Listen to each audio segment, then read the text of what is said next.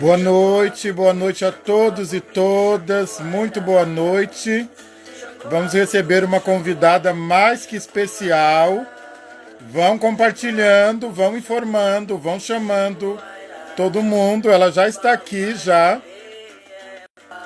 Já vou chamá-la para participar conosco.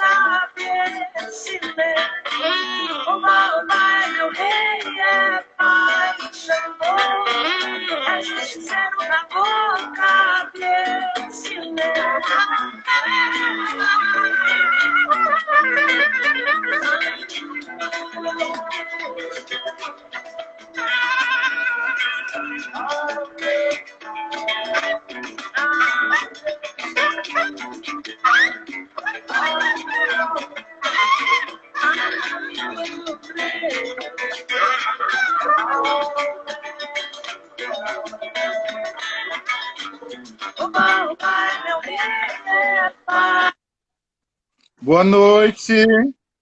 Boa noite, babá. Benção. Xangô abençoe a bênção de Xangô para Xangô, não é?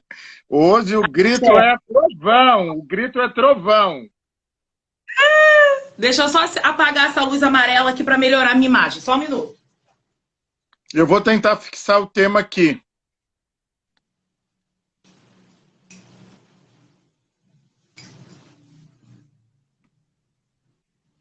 Boa noite a todos, todas. Que benção, benção, babá. Que alegria estar aqui com o senhor. Xangô abençoe a bênção, a alegria toda minha. Pessoal, vão compartilhando. Hoje é magia preta, hoje é palavra, hoje é memória, hoje é resistência. E eu estou recebendo Carolina Rocha, não é? Tem Xangô até no nome.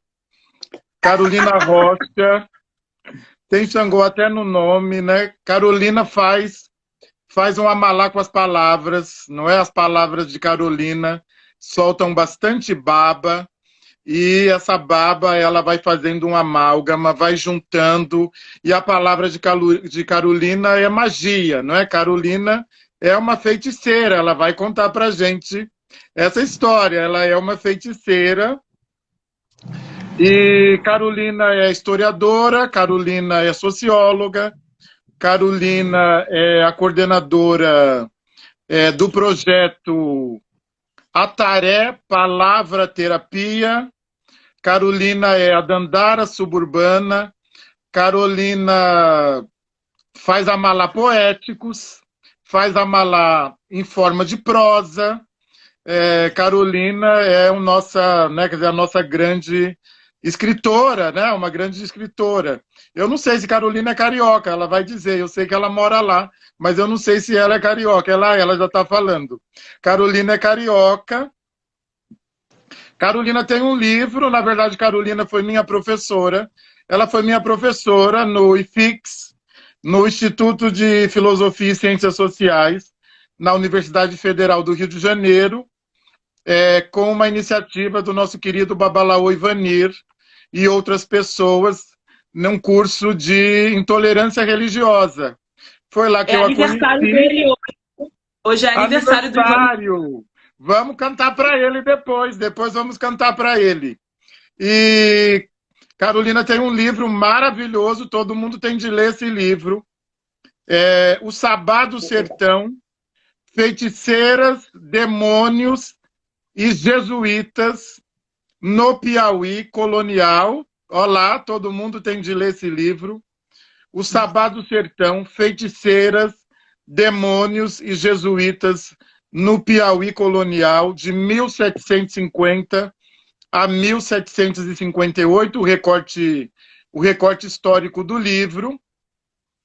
E Carolina tem esse projeto, não é de escrita feminina, não é de mobilizar escrita feminina, de fazer com que as mulheres escrevam, façam magia por meio da palavra.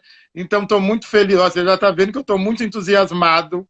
Estou querendo falar até mais que a convidada. Imagina. Eu pedi a ela que nos trouxessem alguns textos que ela quisesse. E estou muito feliz por recebê-la. Carolina, dê seu salve inicial. Babá, também estou muito feliz. Eu estou escrevendo o nome do livro aqui no chat que perguntaram. Botei o nome aí, que é o Sabá do Sertão. Botando esse nome já encontra, né? O livro, não precisa do título todo. Então, se alguém quiser encontrar, ou então pode me escrever também depois, mandar um direct, que aí eu mando. Babá, muito feliz, muito alegre de estar aqui com o senhor hoje. Nervosa também, porque é uma responsabilidade a gente falar com uma pessoa que a gente admira muito.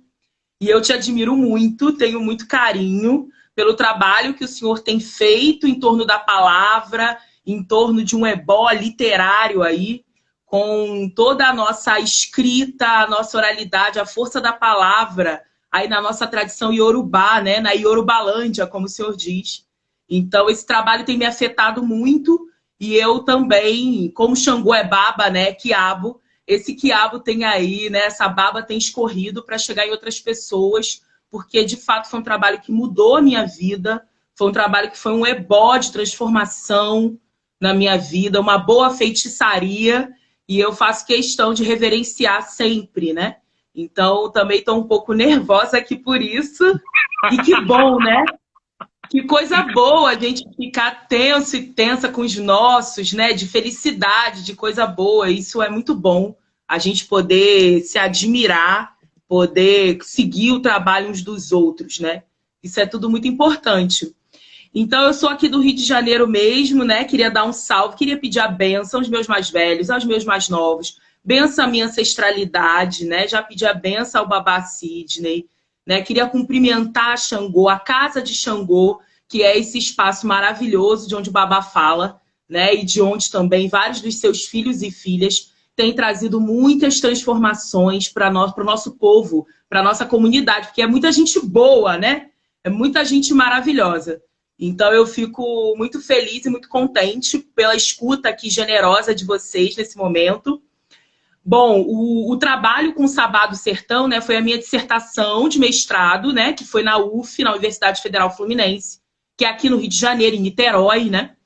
E foi um trabalho muito, muito importante, porque eu me debrucei nos processos de feitiçaria, de bruxaria do Brasil colonial, né? Então, para quem não sabe, né, para quem não está a par, feitiçaria, bruxaria era crime, né, durante o Brasil colonial, considerado crime, e ainda é criminalizado, né? Mas, de fato, era crime, com um estatuto, com uma instituição, inclusive, que cuidava de fiscalizar e também de punir os feiticeiros, as feiticeiras, as bruxas, os bruxos, né?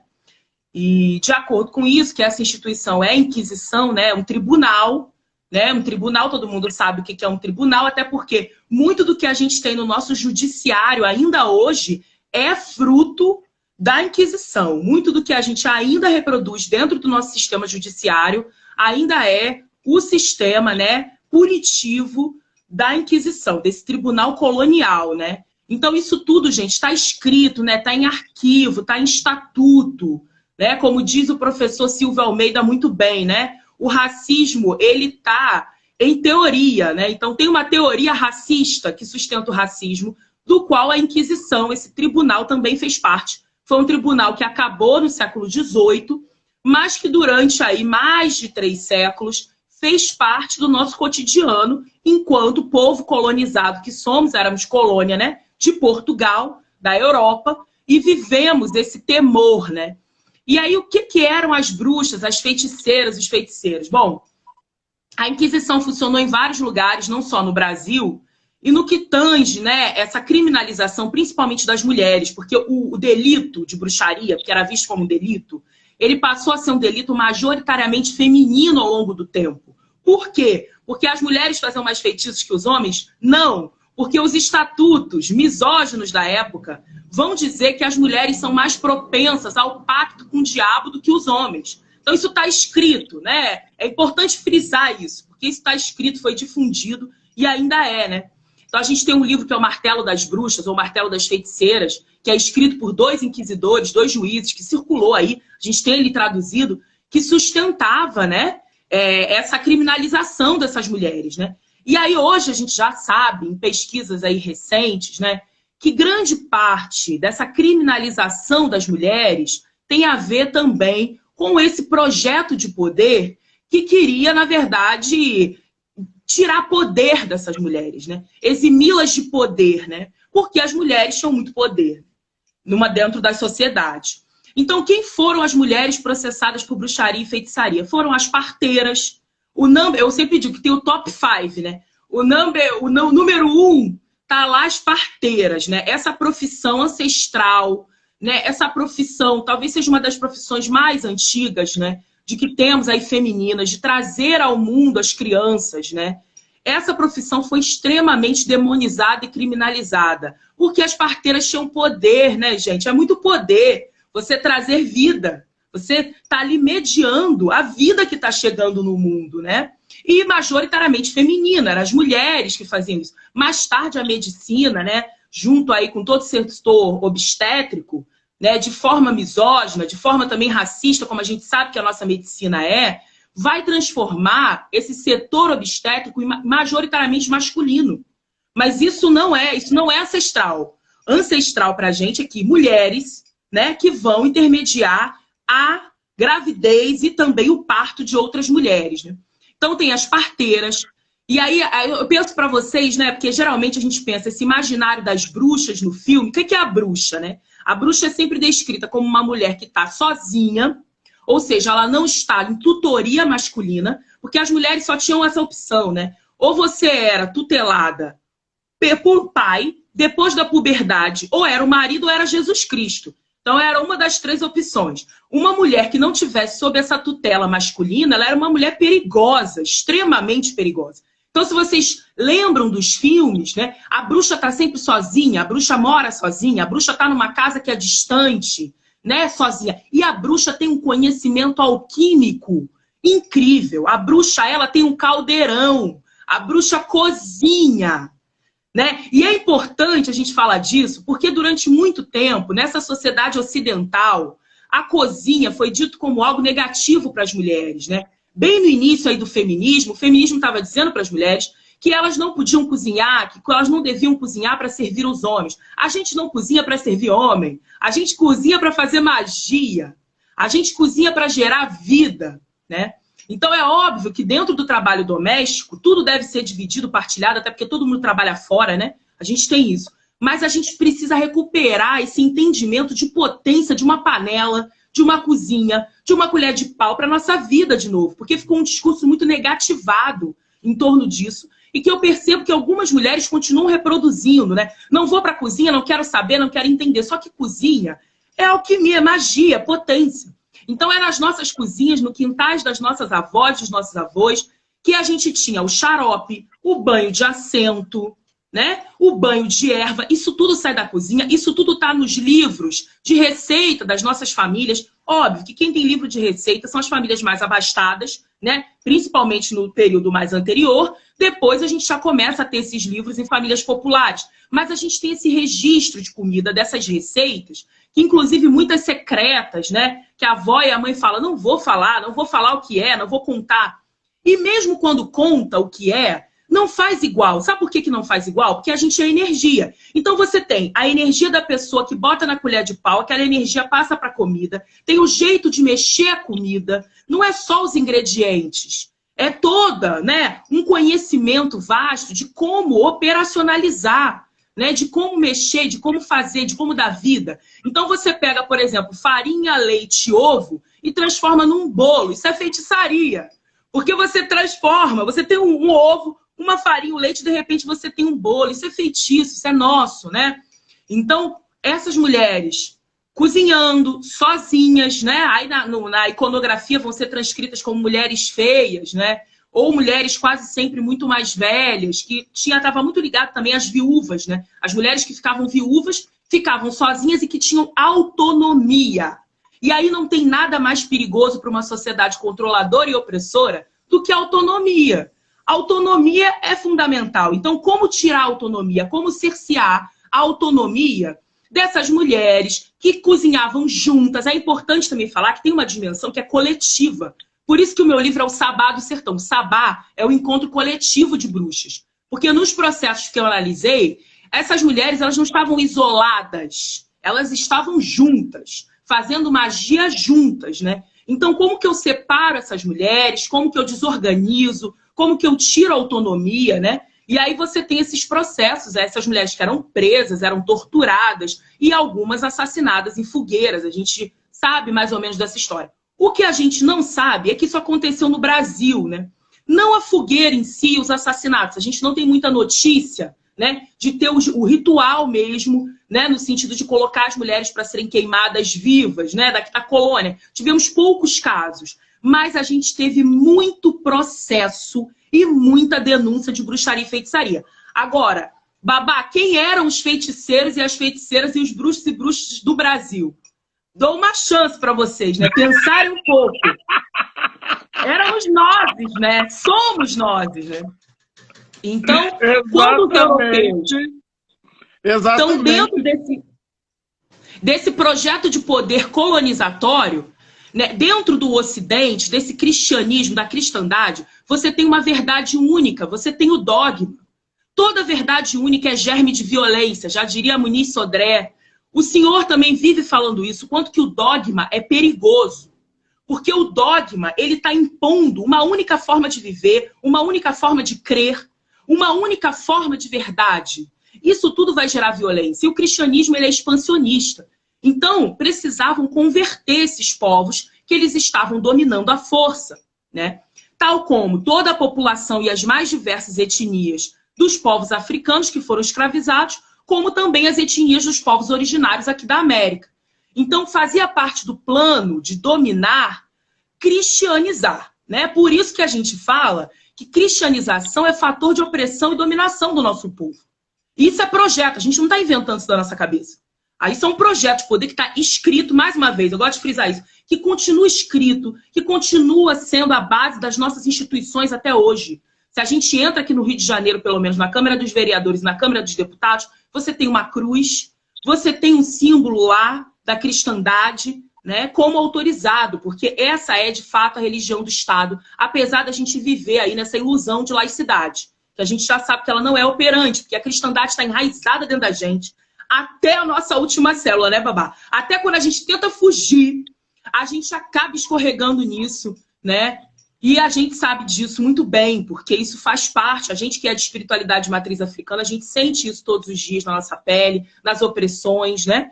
E a gente está aí lidando com isso. Então, essa cristandade, ela vai considerar todo o sagrado, toda a espiritualidade que não é branca, cristã e europeia como demoníaca, como bruxaria, como feitiçaria. Então, tudo que nós fazemos, tudo que os nossos ancestrais pretos e pretas e também dos povos originários da América faziam, era considerado bruxaria, feitiço, né? E tudo bem que a gente faz, a palavra é viva, né, Babá? A gente dá movimento e a gente fala mesmo que a gente faz feitiço. A grande questão não é o fazer feitiço e bruxaria, até porque na própria Europa, antes do cristianismo, lembrando, né, gente, nós estamos no ano 2020. O cristianismo, ele não faz parte da nossa história enquanto gente humana desde sempre, né? Ele começou no ano 1 e está em 2020, que inclusive é o nosso calendário, para a gente provar que não tem Estado laico. O nosso calendário é cristão, né? Outros povos já estão no ano 9.000 e pouco, 10.000 e etc. Então, assim, até a nossa forma de contar o tempo está impregnada por esse cristianismo, né? Então, assim, antes do cristianismo, na própria Europa, bruxas, feiticeiros, feiticeiras, eram pessoas que não eram criminalizadas, eram pessoas, inclusive, que ajudavam a estabelecer o equilíbrio social, né? Eram pessoas muito ligadas a você ter um equilíbrio nessa sociedade, né? Óbvio que tinha, né? Essas pessoas podiam ser vistas de forma pejorativa, como fazendo algo ruim ou algo bom, mas isso era equilibrado, né? Você não tinha uma criminalização sistemática. O que a gente chama de caça às bruxas, que aconteceu, né, perpetrado pela essa Europa ocidental, racista, misógina, criminosa, foi um processo que é um processo do século XVI em diante. Que aí teve uma caça às bruxas e feiticeiras em que as pessoas foram assassinadas por isso. Antes da cristandade, né, e até antes do século XVI, bruxas, feiticeiras sempre existiram, porque sempre existiram pessoas que estavam ali com o cuidado e o domínio do sagrado, que olhavam e liam os oráculos, que tinham uma leitura, uma leitura sensível para fazer a natureza de oráculo, né, para fazer, enfim, qualquer tipo de previsão, inclusive, para aquelas pessoas que não tinham, enfim, uma medicina e uma ciência avançada nos parâmetros deles, e que essas pessoas eram usadas para saber, sim, se ia chover, se não ia chover, como é que curava a doença, como é que a pessoa tal que já tentou todos os tipos de técnicas não ficava boa de uma doença, como que você fazia, para ter o paradeiro, né? Tinham muitos feitiços que era para saber onde as pessoas moravam, onde elas estavam, porque as pessoas desapareciam. A gente está falando de Europa, floresta, né? As pessoas sumiam na floresta. Então, o feitiço e a magia era usado para tudo isso, né? E aqui, né, já no Brasil, nossos ancestrais africanos, né, nossas ancestrais africanas vão ser criminosamente, né, processados por bruxaria e feitiçaria. E aí, o que é a novidade que esse tribunal vai fazer? Que foi a Inquisição. O que o Ocidente vai fazer de novo aqui? Vai botar o diabo, porque o diabo não tem nada a ver com feitiçaria e bruxaria. O diabo não tem a ver com a magia. É o Ocidente cristão que vai dizer que você só faz magia se você não tiver autorizado pela cristandade. Atenção, porque santo e santa faz magia, porque padre faz magia. Só que eles estão autorizados, eles têm autoridade, né? Eles estão ali respaldados pela cristandade. Né? Então você só faz magia e feitiçaria não autorizada se você tiver feito pacto com o diabo. É isso que a cristandade vai dizer. Então é muito interessante, porque quando a gente vê o início dos processos, babá, de bruxaria, você tem mulheres pretas que eram processadas por usar raízes. E aí, gente, é muito importante, eu chego até a ficar arrepiada, a feitiçaria foi fator de resistência à escravização no Brasil. Foi essa magia preta, essa feitiçaria, essa bruxaria preta, que nos ajudou, inclusive, a passar pelo processo violento, extremo da escravização. Então, mulheres e homens escravizados, mas principalmente as mulheres, até porque vocês já imaginam, esses homens estavam num trabalho muito mais sistemático, forçado, não que as mulheres não estivessem, mas as mulheres muitas vezes tinham acesso à casa grande, acesso a mais ingredientes, acesso à cozinha, ao cozinhar, porque elas eram que cozinhavam. Então, vão se usar raízes, folhas. Para quê? Para curar as feridas dessas pessoas que estavam apanhando lá no tronco, para matar, sim, senhores de engenho, a gente precisa falar disso, as pessoas têm medo de falar disso. Sim, justiça preta, que não é cega, não é omissa e não é feita em retórica. Para matar, sim, senhores de engenho que estavam roubando seus filhos, tirando seus filhos de si, matando seus maridos, matando seus filhos. Então, olha aí, historicamente, a nossa ancestralidade feminina negra, na defesa dos homens negros. É importante a gente dizer isso. Porque hoje a gente tem o movimento das mães, que sem dúvida acho que hoje é um dos maiores dentro da militância do ativismo negro que nós temos, né? O movimento das mães que perderam seus filhos assassinados pelo Estado. E essas mulheres, elas estão se organizando ancestralmente para defender os seus. Então mascavam ervas, envenenavam, né? Ou simplesmente era uma erva para tomar um banho, era um chá para curar um bebê, e isso já garantia que você fosse para a Inquisição. Isso já garantia que você fosse presa, torturada, né? E são essa magia preta que nos sustentou para a gente chegar hoje, que nos sustentou para enganar a visão, para deixar turva a visão dos senhores, para não perceber as fugas para os quilombos. A gente precisa falar sobre isso, porque quando a gente fala que é responsabilidade de todo mundo defender o terreiro, é sobre isso que nós estamos falando. Estamos falando de que o terreiro manteve essa população preta de pé. É graças ao terreiro, é graças a essa espiritualidade, essa magia, essa alquimia que a gente está aqui. Né? Então é responsabilidade de você. Se você é ou não é de terreiro, se você escolheu uma outra religiosidade ou escolheu não ter nenhuma, mas se você é preto e preta, defenda o terreiro. Porque é o terreiro que te permite estar aqui hoje. né? Exatamente. E você Pode não falar, sabe mamãe. disso? Você não sabe disso, né? Mas eu sou filho de uma feiticeira. Minha mãe é feiticeira, minha mãe era cartomante, né? Cartomante é bruxa, né? Já sabe que cartomante é bruxa. E eu sou filho de uma feiticeira. Você não sabe disso, mas vai saber agora. A partir do seu curso e das suas leituras, que eu comecei a entender, não é, que nós devemos assumir a nossa magia, porque eu tinha vergonha de dizer sobre feitiçaria, sobre magia. A gente tem vergonha, porque como está muito associado à ideia do diabo, você não quer ir para esse lugar, não é? Então você sente vergonha. Eu tinha vergonha. E depois que eu comecei a entender, não é, esse lugar, não é, de magia preta, não é, que a magia, a existência do terreiro é uma magia preta, a nossa vida é uma magia preta. Olha, os documentos históricos, eles dizem, não é, que por meio da escravização, a mão de obra preta, ela apenas durava 5 anos. Depois de 5 anos de utilização da mão de obra preta na escravização, pretos e pretas estavam arruinados. Arruinados. Muitos estavam cegos, muitos estavam aleijados. Não é? Isso são dados históricos. Então, para um preto e preta chegar ao papel de griot, de ancião, só à custa efetiva de magia.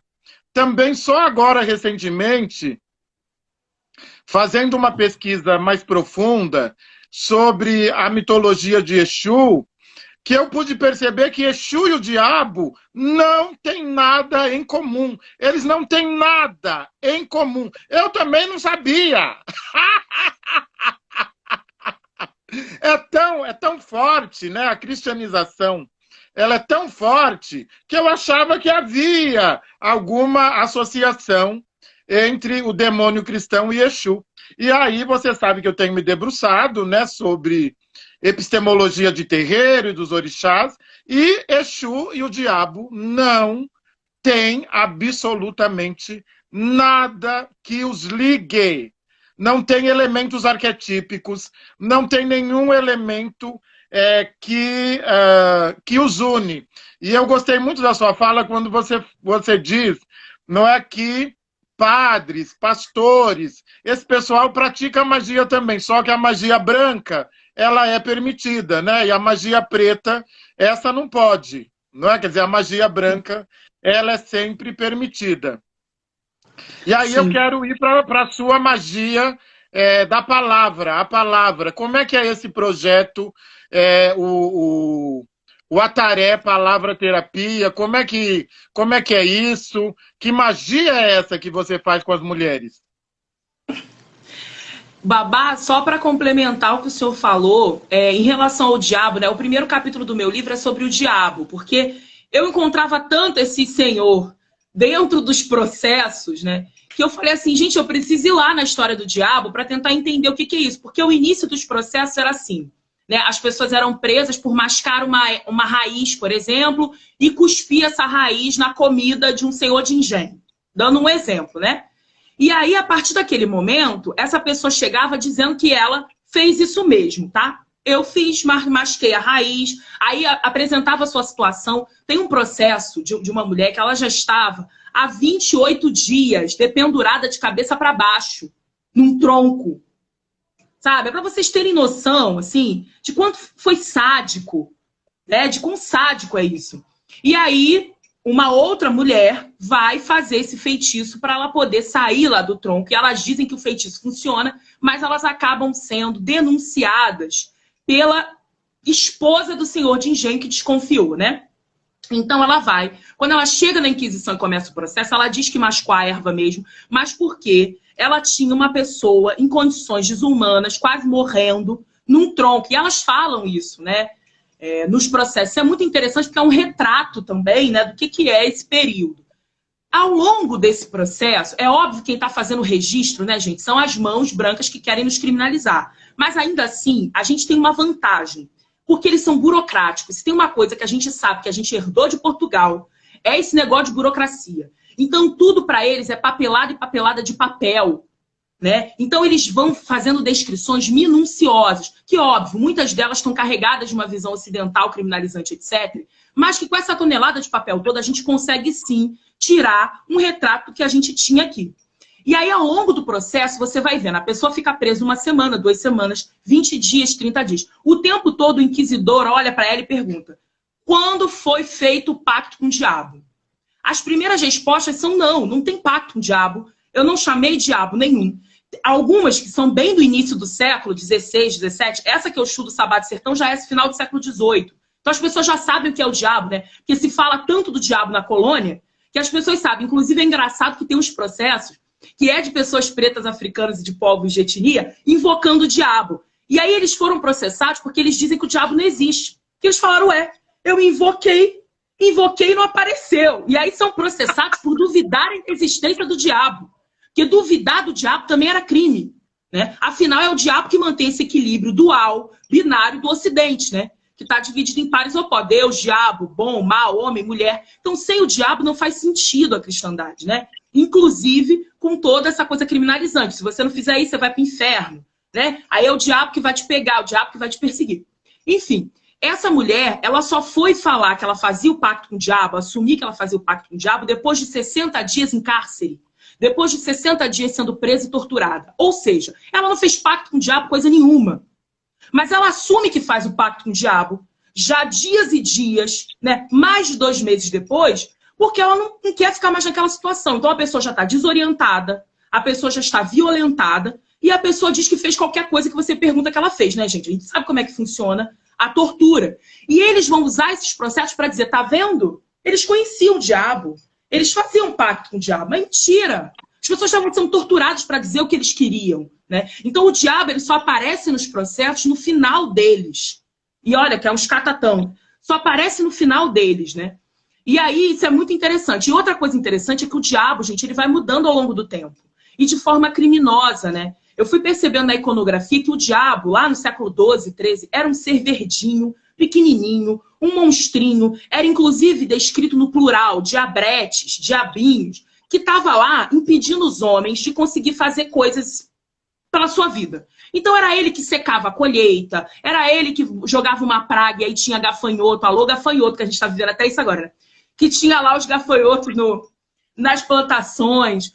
Então o diabo, ele era responsável por causar alguns aborrecimentos. O diabo, ele não era esse ser todo-poderoso, dono do inferno, capaz de fazer qualquer coisa. Essa é uma mudança que vai acontecer lá para o século XV, que a Europa vai passar por uma série de uma pandemia, que foi a peste negra, né? A gente já teve outras pandemias. Covid-19 não é a primeira pandemia da humanidade. A gente já teve várias outras, gripe espanhola, né? Peste negra. E aí, diante da peste negra, a gente tem uma Europa sendo dizimada. Com isso, você começa a ter cada vez mais dentro da cristandade textos apocalípticos. É nessa época que você começa a ter um surto de texto de apocalipse, que vai dizer que o mundo vai acabar. E nisso, quem foi o responsável? Porque o ser humano ele precisa culpar alguém, né? A gente vive fazendo isso, a gente precisa culpar alguém. Então, quem foi o responsável? E aí a gente faz. Quem foi o responsável? O diabo. Só que o diabo, gente, ele não age sozinho. É importante ter isso em mente. O diabo, ele age através dos seus agentes. Quem são os agentes do diabo? Os judeus já foram agentes do diabo, os mouros, as mulheres e, óbvio, toda a população negro-africana, toda a população de etnias de povos originários, tudo agente do diabo, né? Então essas pessoas, por isso que quando você queima um terreiro, você apedreja um terreiro, você precisa destruir tudo, queimar, e às vezes você não precisa botar uma igreja no lugar, porque na verdade é o diabo ali. Então você precisa exterminar, você precisa fazer uma mãe de santo, engolir seus fios de conta, porque aquilo ali é a própria representação do diabo, né? Eles acreditam nisso, está aí dentro do neopentecostalismo, em várias vertentes, em várias igrejas, que continuam reproduzindo isso, para a gente ver que a gente não está falando do século passado, do século retrasado, a gente está falando de hoje. Porque esse imaginário, essa mentalidade continua. E aí você vai ver um diabo que vai ficando cada vez maior, cada vez mais humanoide, e adivinhem, cada vez mais preto. O diabo vai deixando de ser verde, ele vai deixando de ser vermelho e ele vai ficando cada vez mais negróide preto. Isso é muito sério. Porque no limite, o que eles estão... E o diabo é homem, né? A figura do diabo sempre teve muito ligada ao masculino. Então, o que a gente está dizendo é que, no limite, os homens pretos, dentro dessa história criminosa, dessa teoria racista criminosa, eles são o próprio diabo. Não à toa, se a gente vai para as estatísticas, também são eles que são os mais assassinados. E agora de Covid-19, inclusive, também são as maiores vítimas, né? Então, a gente entender, gente, como que isso é uma construção que está até hoje no nosso imaginário, né? E aí disso surge também a Atarê, né? A Atarê, palavra terapia, que é uma comunidade de incentivo à escrita criativa através da literatura negra e também pensa em autocuidado. Então a Atarê é uma comunidade, vem de um incômodo meu, que foi também no final desse mestrado, e da dificuldade enorme que a gente tem, em botar as nossas ideias para o mundo, em escrever, e na grande mentira que o Ocidente vai contar para a gente, esse Ocidente, essa branquitude, né, criminosa, de que nós somos descendentes de povos que têm, quanto fator de conhecimento, apenas a oralidade. Isso é uma mentira. Né?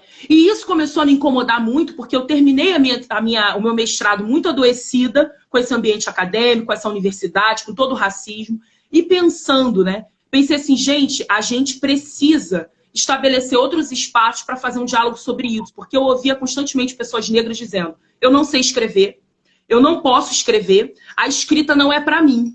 E isso não fazia sentido de acordo com todo, e aí o senhor fala muito bem, né? Todo o nosso arsenal literário que a gente tem em Itãs, em Essés, em Odus, tudo que sustenta a nossa literatura negra dentro dos terreiros, né? E fora dos terreiros também, porque isso extrapola, né? Eu me lembro meu pai falava Itã, que ele não sabia que era Itã, mas ele me sentava para contar a história que só quase ontem eu descobri que era o Itã.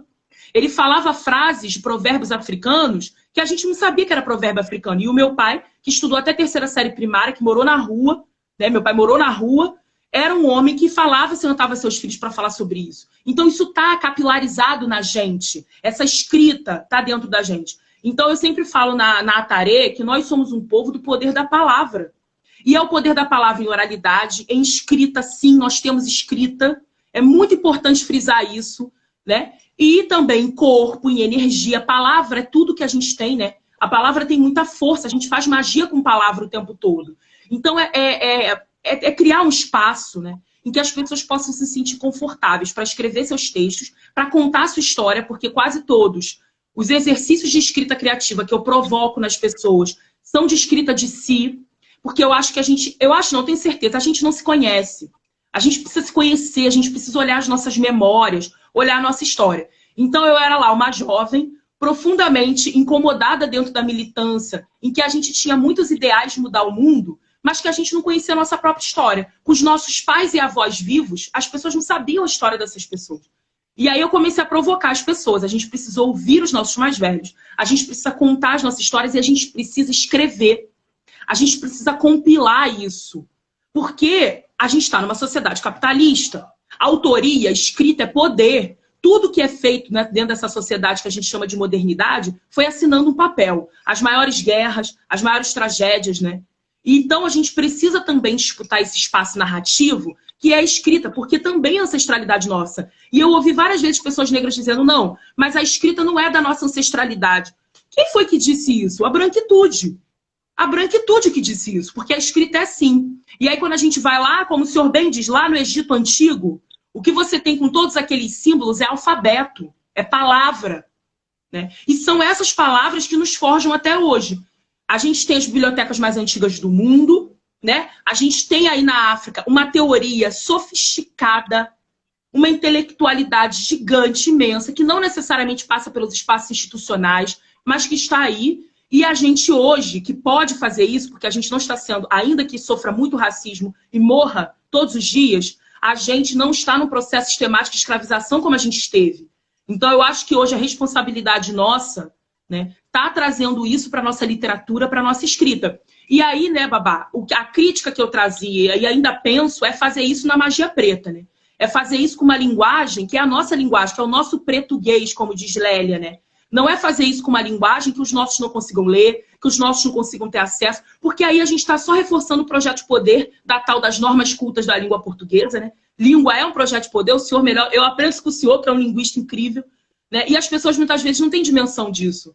Então é a gente conseguir fazer isso com a nossa magia preta, porque a gente quer fazer e falar e trocar com os nossos, com as nossas, né? Principalmente porque são as pessoas que foram roubadas. Isso é roubo. A nossa memória foi furtada, foi roubada. Isso é criminoso, né? Então, como que a gente faz isso? Como que a gente acredita nisso? Como que a gente compartilha? E aí a literatura, para mim, é tudo, porque a literatura é a arte, né? Então, eu sou uma apaixonada pela literatura, né? Porque eu acho que a literatura, além dela nos dar permissão, né? Ela nos permite sonhar, ela nos dá horizontes de sonho, que muitas vezes nos é negado na nossa experiência violenta.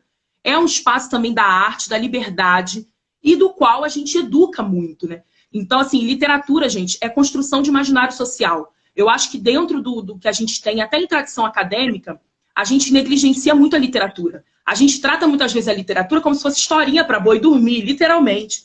E, gente, vocês não têm noção do poder da literatura, né? Basta a gente entender as nossas crianças e jovens com toda essa literatura infanto-juvenil, por exemplo, marcada pela Disney, pela Cinderela, pelas princesas, o quanto que isso está dentro da gente, porque é óbvio que no capitalismo a literatura não fica só em livro, a literatura vira tênis, ela vira mochila, ela vira filme, ela vira publicidade, e isso está no nosso imaginário social, então a gente precisa, né, tá construindo a nossa literatura negra, que já está sendo construída aí, né, há muito tempo. Nós já temos muita gente importante que abriu o caminho com facão mesmo para que a gente chegasse aqui, mas a gente precisa continuar. E aí a Atarê não faz nada de novo, mas ela cria um espaço em que a gente pensar nisso e a gente pensar juntos e juntas sobre isso, né? Que a gente precisa pensar as nossas escritas pretas, as nossas letras negras, insurgentes, insubordinadas. A gente precisa parar de ter como modelo de escritor ou de escritora essa escrita que não é nossa, essa erudição, que é, na verdade, fator de opressão, que é para criar um grupo seleto e privilegiado de pessoas e dizer que só aquele grupo sabe fazer. Isso não é verdade. A gente escreve de muitas formas, né? Não existe uma escrita que é a ideal. Cada um vai ter que descobrir o seu estilo de escrita, a sua forma de se expressar, né? E aí eu tenho muito pavor também das pessoas que nesse movimento da escrita acabam dizendo que a gente tem um passado de população preta analfabeta. Eu tenho pavor a isso, essa palavra analfabeta. Os nossos antepassados não eram analfabetos. Eles só não eram alfabetizados na norma culta da língua portuguesa e na instituição escola, que muitas vezes mais nos deseduca do que nos educa. Dentro de uma perspectiva embranquecida, nosso modelo de escola é jesuítico, é cristão, né? A minha avó, a minha tataravó não é analfabeta. Ela só não era alfabetizada dentro desse modelo. Agora, você dizer que elas eram analfabetas, fala sério. Eu fiz um texto para o meu pai esses dias, falei... Um homem que só foi para a escola formal até a 3ª série, mas que passou 74 anos pela vida e nunca soube o que é reprovação. Né? Nunca soube o que é reprovação, que construiu uma comunidade, não só em torno dos seus filhos, como em torno da sua militância, como em torno dos seus. Então, dizer que essa gente é analfabeta, que essa gente não tem estudo, que essa gente não tem conhecimento, então isso é uma mentira também. Os nossos têm muito conhecimento e estão aí e fizeram muito, né, para que a gente chegasse até aqui. E eu sou muito grata. Então eu quero que cada um acredite na sua história, acredite na sua memória, a nossa história importa. Acredite na força da palavra, na palavra ética. Eu amo quando o senhor fala, né? Xangô é o orixá da palavra ética, né? E, então que a gente possa ter aí esse axé com a gente, porque tudo que a gente tem nesse Ocidente é mentira, é tudo em cima de uma farsa, é tudo em cima de uma grande mentira. Então como que a gente traz a verdade? A grande questão é que a escrita branca ela não nos representa, né? Quer dizer, quando pretos e pretas, não é, têm dificuldade de lidar com a escrita branca, isso não configura analfabetismo. Isso configura, na verdade, mais um movimento de resistência, não é? Quer dizer, porque essa escrita é branca, né? E nós não queremos aprender por meio de uma escrita branca, por meio de uma fala branca, né? Quer dizer, quando é uma resistência, inclusive, que eu costumo chamar de resistência ancestral, né? Quer dizer, é a ancestralidade resistindo a ter de aprender por meio do chicote, não é daquele que nos açoitava, né? Quer dizer, é muito complicado você ter de se submeter à escrita branca, a falar de coisas brancas, a perceber o mundo a partir da branquitude. É muito complicado. Nós sabemos o quanto nos custou emocionalmente, menos espiritualmente, porque nós somos de axé, mas o quanto nos custa emocionalmente se sujeitar, não é, a uma academia predominantemente branca. E já que você não vai acreditar, mas o ebó está sendo rápido, já estamos colocando muita pimenta no amalá, e eu gostaria que você trouxesse um texto para nós, né? Porque as pessoas adoram, não é? A dandara suburbana, e trouxesse esse atarê, palavra terapia. Sim. Então eu vou ler um texto que eu fiz, né, essas semanas, em homenagem aí às nossas mulheres, a nossa ancestralidade aí feminina que está com a gente nos sustentando e muito estereotipada também, inclusive nas traduções, né, Babá? Você fala muito disso, né? Como essas traduções dos nossos itãs, ela também é criminosa, mentirosa, né? Coloca muitas vezes essa ancestralidade feminina, as nossas grandes senhoras, no lugar de demônios, né? Então, a gente tem que ter muito cuidado. E aí, toda vez que eu fico com medo de publicizar alguma coisa que eu escrevi, eu lembro do senhor falando uma coisa, né? O senhor falou assim: a branquitude não tem medo. Eles simplesmente fazem e jogam para o mundo. Eles nunca pensam se eles podem estar certos ou podem estar errados. Inclusive ao traduzir as nossas coisas, inclusive ao falar do nosso axé, falar da nossa espiritualidade. Por que a gente preta, a gente está sempre com medo? A gente tem medo do que a gente escreve. A gente tem medo das interpretações que a gente tem. E aí eu fico lembrando disso, pensando assim, é isso, né? Porque eu posso errar, óbvio que eu posso errar. Mas tá tudo bem se eu errar, porque eu sou humana, né? E a minha humanidade prevê uma complexidade, né? E tá tudo bem, se eu errar, tudo bem, mas a gente precisa jogar isso pro mundo, né? Partilhar essa energia, esse axé, né? Isso é muito importante. E a gente, nossa, demora muito a fazer isso, porque o medo, gente, o medo também é um sentimento trazido por essa colonização, né? Tudo deles trabalha em cima do medo. A Inquisição, ela funcionou muito mais com a pedagogia do medo do que queimando as pessoas. Então, assim, as pessoas tinham tanto medo do tribunal que as pessoas viviam a sua sociabilidade mediada por essa tensão, por esse medo. Isso não significava que, às vezes, ela estava queimando gente, às vezes nem estava naquele lugar, naquele espaço. Mas o vocabulário do medo, que o medo, a pedagogia do medo é isso, é vocabulário, é palavra, tudo para trazer medo, que as pessoas se mobilizavam, se engessavam. Então, outro dia o senhor também estava falando na sua aula que o senhor deu sobre Exu com Alexandre, sobre medo, né? Então é muito importante a gente refletir sobre isso. O medo não nos pertence, né? O senhor falou isso e eu estou aqui, ó, mentalizando. Temos que nos livrar. Então vamos lá. Eu trago o ouro, não aquele que sacia a sua sede de roubo. Origem de feridas ancestrais que ainda marcam o meu rosto, em repetido banzo, com sulcos mais profundos do que as minas cavadas até o centro da terra. Eu trago o outro, ignorado pelo seu imaginário egóico e binário. Sim, eu tenho poder. Não o que te possibilita oprimir e excluir, mas o suficiente para você me temer. A minha força não vem do saque. Eu aprendi a fertilizar o solo. Sou de um reino comandado por rainhas. Mulheres armadas em abundância, com facas, espelhos e espadas. E com disposição política muito afiada. Você olhou e não entendeu nada. Por não dominar nossa magia, vociferou: diabas. Para nós, o seu exorcismo é piada. Você me devora, mas esquece que será preciso engolir a fúria de grandes senhoras, ventres do mundo, moto contínuo da semente.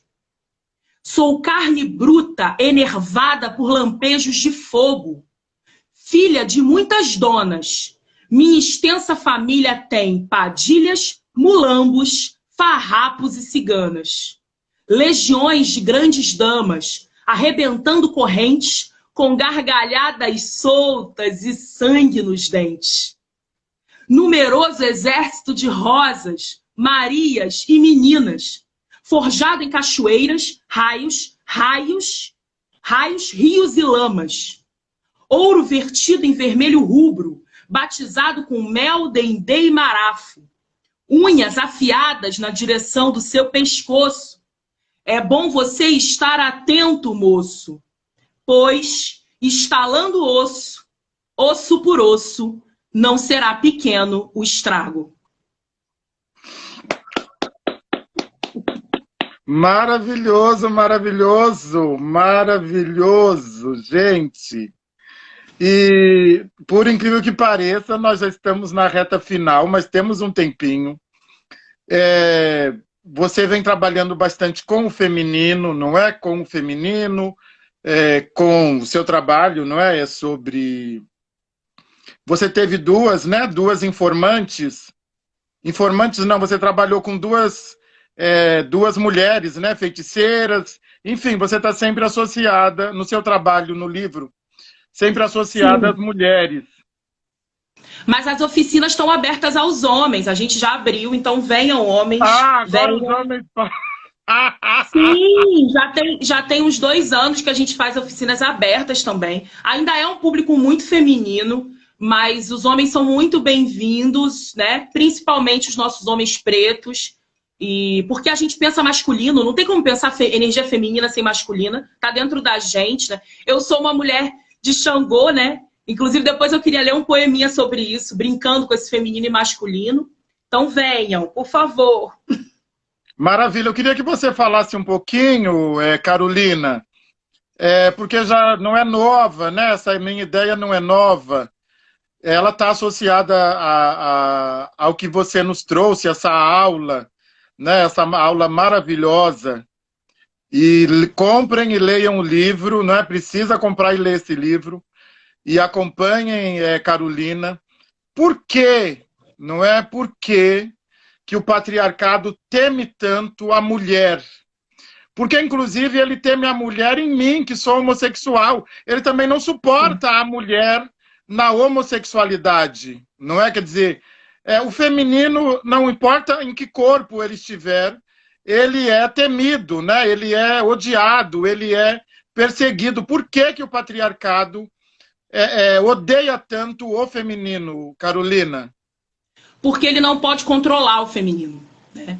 A ideia do corpo feminino, principalmente na ciclicidade, né? E aí, pensando em pessoas que têm útero, né? Homens e mulheres, mas a menstruação, a ciclicidade, né? Essa ciclicidade hormonal, você vê a própria lua, né? Que tem fases, a lua é considerada um astro feminino, né? De energia feminina. O feminino está ligado para essa sociedade limitada, ocidental, branca, europeia, a algo que não tem controle.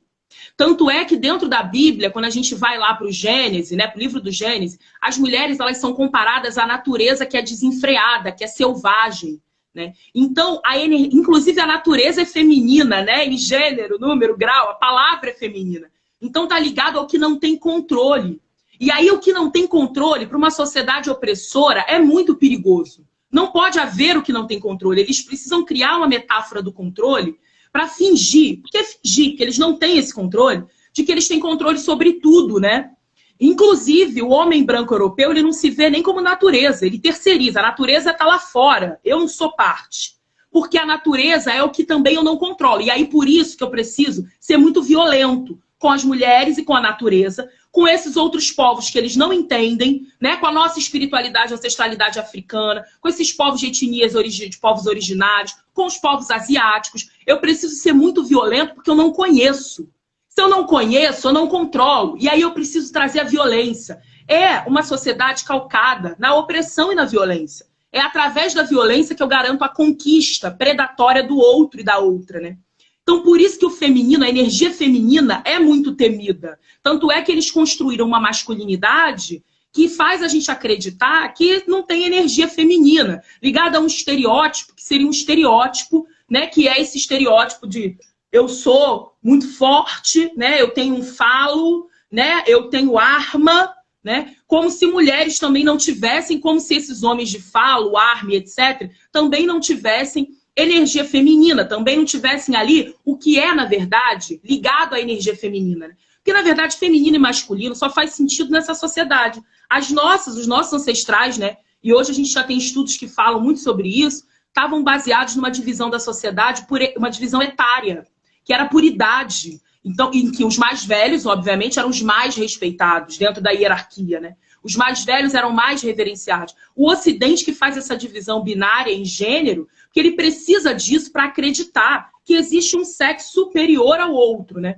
E aí ele vai colocar, enquanto característica positiva, tudo que está ligado à masculinidade, e enquanto característica negativa, e aí se vocês observarem, é tudo que parece não ter controle, que são as emoções, né? Tudo que ele vai dizer que é majoritariamente feminino está em todo mundo. Mas eles vão construir essa metáfora. O coração, as emoções, o desejo sexual, porque são as mulheres que impedem os homens de realizar sua espiritualidade. Por isso que a culpa é sempre da vítima nos casos de abuso sexual e estupro. Porque é visto, isso está em teoria, tá, gente? Eu não estou inventando, isso está escrito.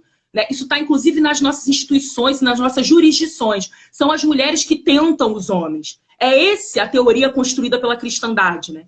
Então, assim, a gente está com a sexualidade desenfreada, com as emoções, com o coração, com a sensualidade, né? E aí o que é masculino é o que? A razão, né? A tal da racionalidade, a força bruta física, né? E o falo, né? O poder, né? do falo, do pênis, enfim. Então, é isso, né? É uma sociedade de controle. É uma sociedade que só é bem sucedida no controle. Né? Se não tiver controle, não tem capitalismo neoliberal, não tem patriarcado, não tem branquitude, não tem. Tudo está baseado no controle, porque é uma sociedade que hierarquiza, né? Não é só criar hierarquias, mas é você fazer isso de uma forma vertical e opressora. Então eu preciso oprimir o outro, não é só dividir. Eu preciso dividir, né? Eu preciso criar hierarquias que não estão baseadas em responsabilidade, como as nossas. As nossas hierarquias, a gente tem hierarquia sim, só que as nossas hierarquias, ao meu ver, né, elas estão muito ligadas à responsabilidade e à quantidade de conhecimento. Né? E a deles não, a deles é da violência opressora mesmo, porque é para oprimir. Exato. Né? Exato. Porque eles têm uma sociedade que é da acumulação. Então você precisa ter alguém com muito e alguém com nada, né? Porque tudo está baseado numa acumulação que é desenfreada. Por isso que eles também vão valorizar o trabalho. E aí eles vão dizer, o homem está próximo do trabalho e a mulher está próxima da natureza. Porque o trabalho, ele é o que você controla, é o controlado. E a natureza é a natureza, selvagem, bárbara, que pode nos surpreender, inclusive, com uma pandemia. Então eles odeiam o que está ligado ao feminino, eles vão jogar as mulheres nessa caixinha aí, que é da natureza, desenfreada, né, selvagem. E é isso. Agora, para os homens pretos, né, essa é uma questão muito complexa, porque a gente não é visto nem como gente, né, a gente que é preto. Então, para eles, a gente está tudo no mesmo balaio ali. No mesmo balaio, A gente não está nem no masculino e feminino, a gente já está no balaio do que não é humano, né? A gente está tudo aí como o agente do diabo. Exatamente. Precisa exterminar esse povo. Carolina, foi maravilhoso, que aula maravilhosa. Estamos no final, meia-noite temos que levar o Ebó para a encruzilhada. E meia-noite, muito obrigado, obrigado, obrigado. Que aula, o pessoal está aqui maravilhado. E estou recebendo aqui 1000 mensagens. Eu posso ler um poeminha curtinho, será que dá tempo? Eu vou me despedindo e você encerra com o poema, você fecha. Que responsa! Babá, gratidão! Eu sou muito sua fã do seu trabalho. Eu quero muito estar na sua casa quando isso tudo passar. Eu quero lhe dar um abraço, que a gente possa trocar axé. Gratidão. Conte comigo, viu? Contemos uns com os outros, umas com as outras. Gente, confia na magia. A magia não nos decepciona. Meu corpo é pai. É dia de chuva, meu peito trovejou. Anunciou que o rei mora em mim. Cabecile, a coroa veio de pai para filha.